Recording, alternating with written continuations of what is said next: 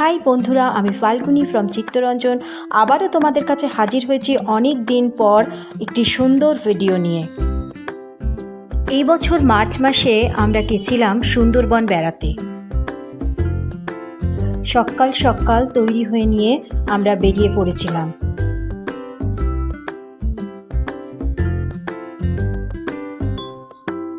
বাড়ি থেকে আমরা ক্যাবে করে রওনা দিই।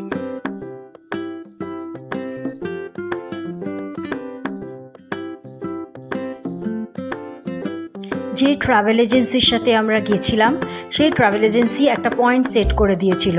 আমরা সেই অবধি ক্যাবে গিয়ে তারপর তাদেরই এই বাসটায় চড়ে বসলাম।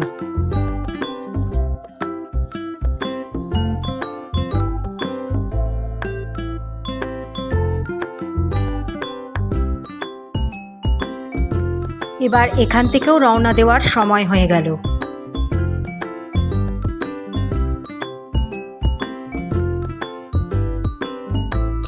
বাসে উঠতেই বেশ কিছুক্ষণের মধ্যে চলে এলো ব্রেকফাস্ট।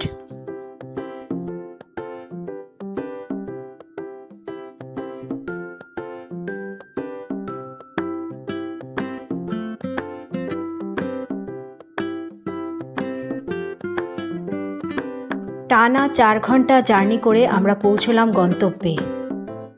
এখান থেকে বেশ কিছুটা হেঁটে তারপর ফেরিঘাট।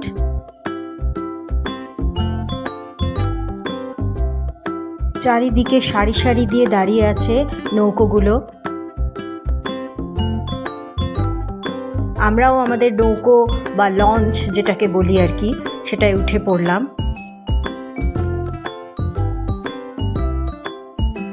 নৌকার উপর বসার ভালো ব্যবস্থা ছিল, আমরা যে যার মতো বসে পড়লাম নৌকার উপর। এরপর আমাদের নাম ডেকে ডেকে হেড কাউন্টিং হলো।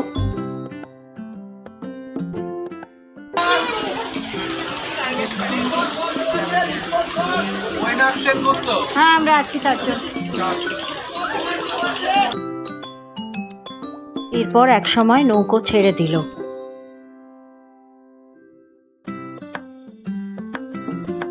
ফেরিঘাট ছেড়ে জেটি ছেড়ে বেরিয়ে এসছে আমাদের লঞ্চ।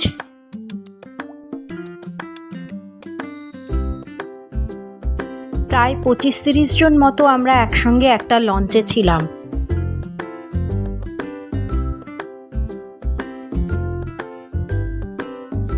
চারিদিকে শুধু জল আর জল।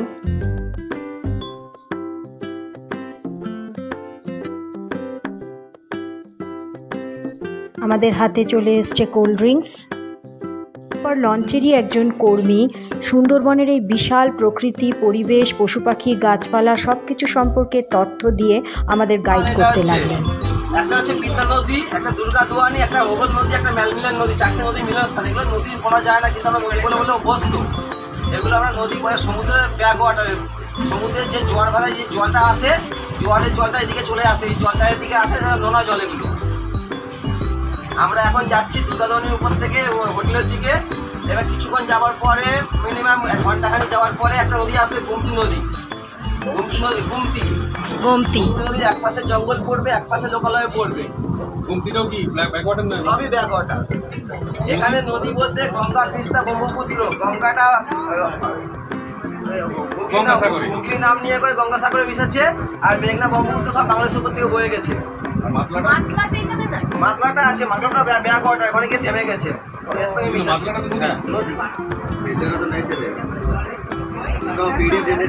জঙ্গলের সাইড থেকে আমরা যখন যাবো, এই পাশে দেখবেন ফেন্সিং করা আছে, কারণ যাদের কোনো অ্যানিমেলসকে বোকা বানানোর জন্য সহজে পার করে না আসে। ওটাও সাইড থেকে যখন যাবো লক্ষ্য রাখবেন, কোনো অ্যানিমেল দেখা যায় এখানে যা কিছু দেখবেন সব গেছে যান। অ্যাকচুয়ালি অনেকে মাথায় মাইন্ড করে আসে বাঘ দেখবো বা কোনো পশু পাখি জন্তু জানোয়ার দেখবো। অ্যাকচুয়ালি যারা নেচার থেকে ভালোবাসে তাদের অ্যাকচুয়ালি সুন্দরবন ভালো লাগবে। লার্জেস্ট ম্যানগ্রোভ ফরেস্ট বলতে গেলে সুন্দরবন, লার্জেস্ট ডেল্টা পয়েন্ট বলতে গেলে সুন্দরবন। এখানে 84 প্রকারের ম্যানগ্রোভ আছে। ম্যানগ্রোভের যে ভিউটা ওটাই ফিল করতে হবে। ম্যানগ্রোভ এই জন্য বলা হয় কারণ জগদীশচন্দ্র বসু বলতে আমি জানতে পেরেছি গাছের প্রাণ আছে, কিন্তু আমরা থাকতে থাকতে এখানে ইমাজিন করি কিছু কিছু কাজ কালকে যখন যাবো দেখবেন কিছু কিছু কাজ চলছে বলতে আপনারা বুঝতে পারবেন না, কিন্তু আমরা থাকতে থাকতে ইমাজিন করি গাছটা এক নির্দিষ্ট কোনো শিকড় হয় না, গাছটা যেদিকে মাটি হবে আস্তে আস্তে এগোতে লাগে। গাছটার নাম হচ্ছে গর্জন গাছ। আর গাছের একটা সব থেকে ম্যানগ্রোভের একটা বিশেষ গুণ আছে, ম্যানগ্রোভের যে ফলগুলো হয় লম্বা পেনের মতো ফলটা হয়, ওরা গাছে থাকলে অঙ্কুরোদগম করে। আমরা হয়তো ভাবি না আমাদের ছেলে মেয়েদের বিদেশে পাঠাবো না খাবে, ওরাও হয়তো ভাবে হয়তো ওরা হয়তো হাইড্রেটের সময় জ্বরের সময় সেই ফলগুলো ফেলে দেয়, বাঁচতে বাঁচতে বাঁচতে বাঁচতে যেখানে গেল ওখানে গিয়ে বংশ বিস্তার করলো না। অনেকে ভাবে নিজে দেখাশোনা করবো, নিজে মানুষ করবো, ওই সময় লো টাইটের সময় ফাটার সময় দলদলে যে নরম মাটিটা হয় নরম মাটিতে নরম পেনের মতো ফলটা ফেলে দেয়, ওখান থেকে বংশ বিস্তার করলো। যেমন আমরা অতিরিক্ত খাবার পটির মাধ্যমে বার করে দিই, দেখবেন কিছু কিছু গাছের পাতা দেখবেন ছোটো ছোটো ফুটফুটি আছে, ওটা অতিরিক্ত লবণাক্ত ভাবটা গাছ পাতার মাধ্যমে বার করে দিচ্ছে। এগুলো ফিল করতে হবে, অ্যানিমেলসে যে কোনো জুতে গেলেও দেখতে হবে। এখানে যা দেখবেন 1987-এ ইউনেস্কো যখন ওয়ার্ল্ড হেরিটেজ ঘোষণা করেছিল তারপর থেকে আমাদের যে সুন্দরবন আছে 3টে জোনে ভাগ করা। আমাদের টোটাল যে সুন্দরবন হচ্ছে 25,500 বর্গ কিলোমিটার টোটাল সুন্দরবন। তার মধ্যে আমাদের ইন্ডিয়ার পার্টে পেয়েছি 9,630 বর্গ কিলোমিটার। 9,630 বর্গ কিলোমিটার মধ্যে 3টে জোনে ভাগ করেছে, একটা কোচ জোন, একটা বাবার জোন, একটা স্যাঞ্চুরি জোন। আমরা শুধুমাত্র স্যাঞ্চুরি জোনে একটুখানি অল্প অনুষ্ঠানে কালকে আমরা করবো। যেটা কোচ জোন সেটা হচ্ছে অ্যানিমেলসের ব্রিডিং পয়েন্ট আর রেস্টিং পয়েন্টের জন্য। আর একটা বাবার জোন যেটা আছে এর আগে যখন ইউনেস্কো ঘোষণা করার আগে তখন তো পুরো যারা গরু সংগ্রহ করতো, যারা মাছ ধরতো, কাঁকড়া ধরতো, পুরো জঙ্গলটাই ঘুরতো, ওদের জন্য একটা এরিয়া ভাগ করে রেখেছে, আছে বাবার জোন হিসাবে ভাগ করে রেখে দিয়েছে, অ্যানিমেল করে রাখা আছে। না ওগুলো যাওয়া যায় একদিনে, টোটাল সুন্দরবন তো একদিনে এবার কমপ্লিট করা সম্ভব নয়, কিন্তু এই প্লেসটা আমরা যে প্লেসটা যাবো একদিনে বেশিরভাগ জায়গাটা ঘুরতে পারবো। আরো যে দুটো জন্য আপনি বললেন সেটাতে কি যাওয়া যায়? না কোর জন্য যাওয়া যায়, কোর জন্য শুধুমাত্র অ্যানিমেলসের ব্রিডিং পয়েন্ট আর রেস্টিং পয়েন্টের জন্য। বাবার জন্য কোনো ইয়ে আছে, প্যাকেজ আছে? বাবার জন্য প্যাকেজ বলতে কি বলুন তো, বাবার জন্য গেলে ওই দিকটা গেলে বেশিরভাগ সাইডটাই সময়টা লাগবে, এক পাশে লোকাল এক পাশে জঙ্গল ফেন্সিং আছে, জঙ্গল সময়টা অল্প সময় কাটাতে পারি, ওই জন্য আমরা এই পাশটা নেই। বাবার জন্য ফেন্সিং করা আছে? হ্যাঁ ম্যাম। বাবার জন্য খালি দেখার মতো একটা ওয়াশটা আছে, ওয়াশটা থেকে জঙ্গলের ভিউটা ভালো লাগবে। একটা বৃষ্টি জলে পুকুর আছে, ওখানটা কোনো এলভেস জঙ্গল খেতে আসে, একটা টুটাইল পয়েন্ট করা আছে, দুখানা বাচ্চা তুমি রাখা আছে, আর একটা ট্যাটেল পয়েন্ট করা আছে। সামুদ্রিক যে কচ্ছপ, সাইন্টিফিক বাটাগুর বাসকা, রিভান জারাপিং বলি আমরা বাংলায় বালিগড় বলি, ওই কচ্ছপটা প্রায় লুপ্তর পথে, ওইটা এখানে ব্রিডিং পয়েন্ট করা আছে, ওখান থেকে ব্রিডিং করে একটা পুকুর আছে, পুকুরে রাখা আছে। ওইটা দেখবো, দেখার পরে আধা ঘন্টা 40 মিনিট যাওয়ার পরে আমরা একটা প্যানেল থেকে ঘুরবো, ওপেন জঙ্গলে প্রবেশ করবো। তারপরে সুগন্ধকালী একটা অস্ট্র আছে, মিষ্টিলা পুকুর আছে, একটা ম্যানগ্রোভের মিনি গার্ডেন আছে। ম্যানগ্রোভ যে 84 করে আমাদের সুন্দরবনের সবচেয়ে ফেমাস ম্যানগ্রোভ বীজ হলো বিখ্যাত সুন্দরবন। সেই ম্যানগ্রোভের থেকে সমস্ত গাছ একই রকম লাগে, চেনার সুবিধা থেকে কিছু গাছের নাম প্লেট করা আছে, একটা ছোটো একটা মিনি গার্ডেন করা আছে। ওটার পরে থেকে দেখে আসার পরে প্রায় 2 ঘন্টা অতিক্রম করে লাস্টে আবার বাকি একটা ক্যানোপি ওয়ার্ক আছে, একটা অস্ট্র আছে। ক্যানোপি ওয়ার্ক বলতে একটা হাইট করে জালের ফেন্সিং করা আছে, মাঝখান থেকে আমরা এবার যেভাবে জঙ্গলের ভিতরে হাঁটছি। কেন এখানে আর যে কোনো জুতে যাবেন বাস সাফারি হয়, যেখানে পরে অ্যানিমেলসের গায়ে টেকার লাগানো থাকে, পরে বুঝতে পারে সেই জায়গা দেখে গেলে দেখতে পাবেন। এখানে তো সেটা সম্ভব নয়, এখানে রাস্তা বানানো সম্ভব নয়, এখানে রাস্তা দিয়ে জঙ্গল করে আপনাদের করা যায় ভেবে জঙ্গল করে রাস্তা বানানো। তখন জলের সময় যখন জল বেড়ে যাবে তখন মাটি পলি পড়বে রাস্তার উপর, এখানে এবার সম্ভব বোট সাফারি করা। এবার যদি বোট সাফারি করে যদি করে অ্যানিমেলস বাইরে আসে, ওদের টাইমে আমরা বোট টাইম যখন অ্যাডজাস্ট হবে তখনই আমরা বাঘ দেখা সম্ভব। অ্যাকচুয়ালি নেচারটাকে ফিল করে আমাদের আশা নেচারটাকে আমরা ফিল করবেন, আমরা চেষ্টা করবো এখানে অ্যানিমেলস দেখানোর জন্য। যদি আপনাদের লাখ আমাদের লাখ একসঙ্গে অ্যাক্সেস করে তখন দেখতে পাবো আমরা। দক্ষিণরাজ যেটা ছিল, একটা ছোট বাচ্চা ছিল, মানে হানিকাল মনে সংগ্রহ করতো, একবার জঙ্গলে হারিয়ে গেছিল। জঙ্গলে হারিয়ে যাওয়ার পরে বনবিবির ভালো ভক্ত ছিল। সেই সময় যখন বাঘে আক্রমণ করেছিল তখন মা বলে যখন বনবিবিকে স্মরণ করেছিল, সেই সময় বনবিবি একটা বাঘকে মনে করেছিল যে আমার ছেলেকে বাঁচিয়ে নিয়ে আয়। তখন বাঘ নিয়ে গেলে তখন ভয় পাবে আরো বেশি, ওই জন্য দক্ষিণের রূপটা নিয়ে গেছিল। একসঙ্গে আমরা বনবিবি দক্ষিণ হয় ওই দিকে সবাইকে একসঙ্গে আমরা পুজো করি। হ্যাঁ মন্দির আছে, পুজো হয়, সেরকম বড় সড়ো মন্দির নেই সেরকমভাবে আপনারা যেভাবে ভাবছেন হয়তো।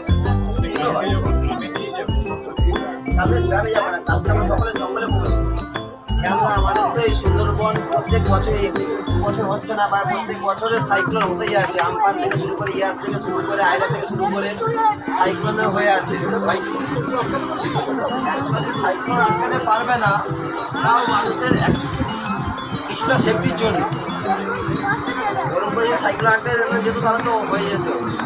ওই বছরটা করে হ্যাঁ হ্যাঁ। প্রথম দিন সারাটা সময় আমরা লঞ্চের উপরেই ছিলাম, জলের মধ্যে।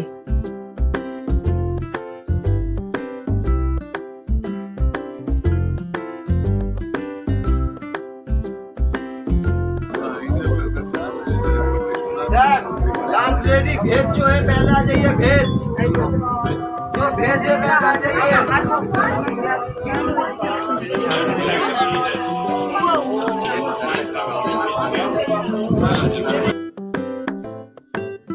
দেখতে দেখতে লাঞ্চ টাইম হয়ে গেল।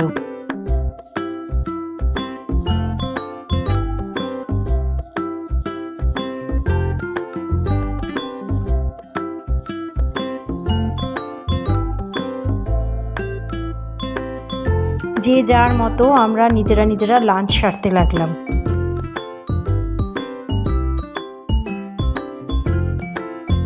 জলের মধ্যে নৌকার উপর লাঞ্চ করা এক বিশেষ অভিজ্ঞতা।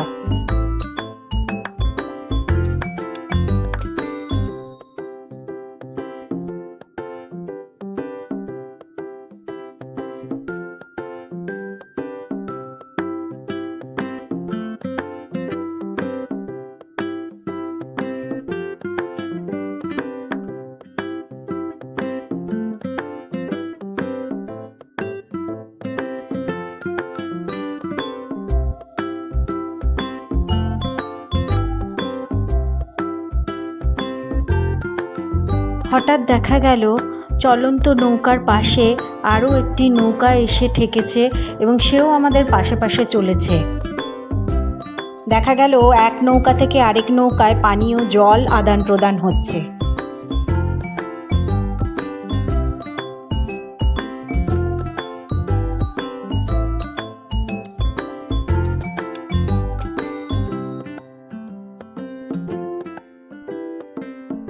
লঞ্চের কর্মীরা এইভাবে এক নৌকা থেকে আরেক নৌকায় অনায়াসেই যাতায়াত করছিল বিভিন্ন দরকারি কারণে।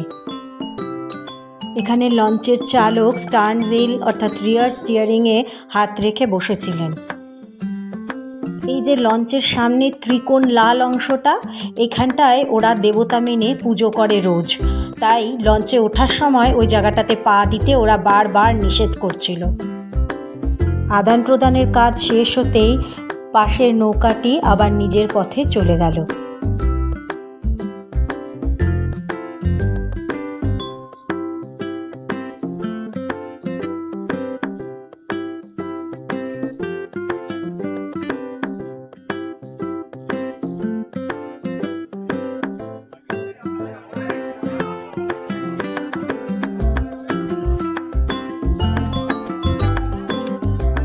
দিনের শেষে আমরা আমাদের গন্তব্য সেই ফেরিঘাটে পৌঁছলাম, যেখানে আমাদের হোটেল ঠিক করা আছে, আমরা রাতে থাকব। ফেরিঘাটে সিঁড়ি দিয়ে উপরে উঠতেই দেখলাম বনবিবির প্রতিমা।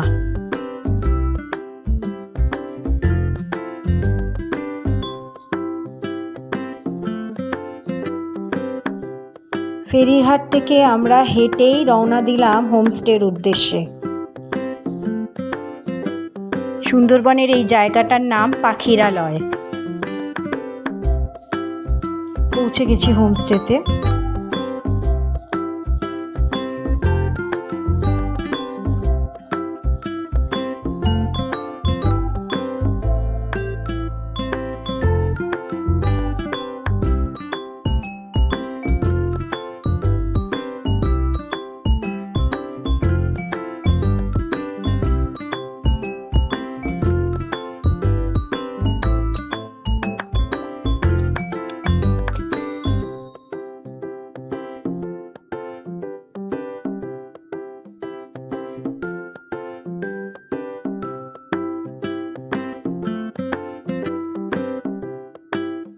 আমাদের রুম ছিল 3 তলায়।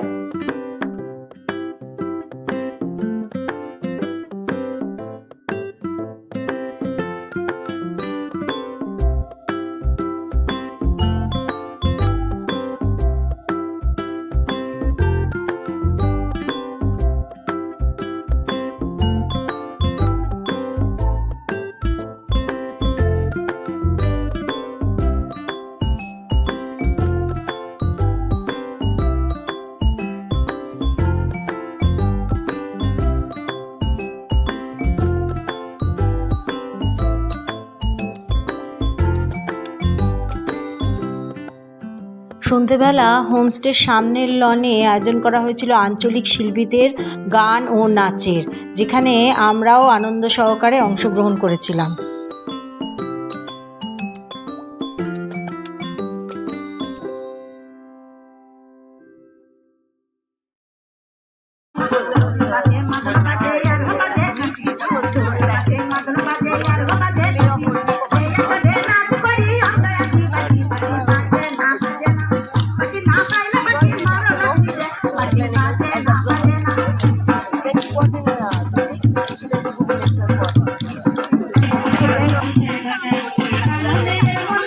বাবা, এতগুলো মা খাবে? এটা কি? এটা এই নাচ গানের সাথে একটু কমপ্লিমেন্টারি ইভিনিং স্ন্যাক্সেরও আয়োজন করা হয়েছিল।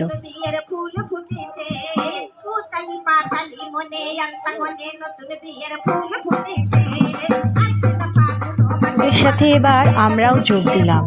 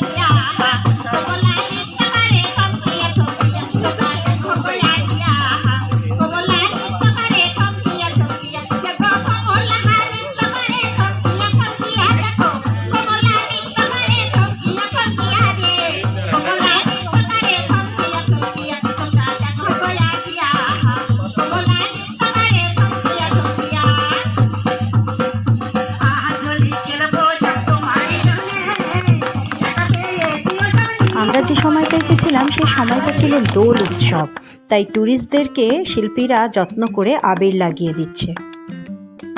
সুন্দরবনের প্রথম দিনটা এইভাবেই শেষ হলো। এই ব্লগটা তাহলে এখানেই শেষ করলাম। আবার দেখা হবে নেক্সট ব্লগে, যেখানে সুন্দরবনের বাকি দিনগুলো আমি শেয়ার করব। ভিডিওটা ভালো লেগে থাকলে একটা করে লাইক দিয়ে দেবেন বন্ধুরা, আর আমার চ্যানেল সঙ্গে ফাল্গুনিকে অবশ্যই সাবস্ক্রাইব করে দেবেন। সবাই খুব ভালো থাকবেন।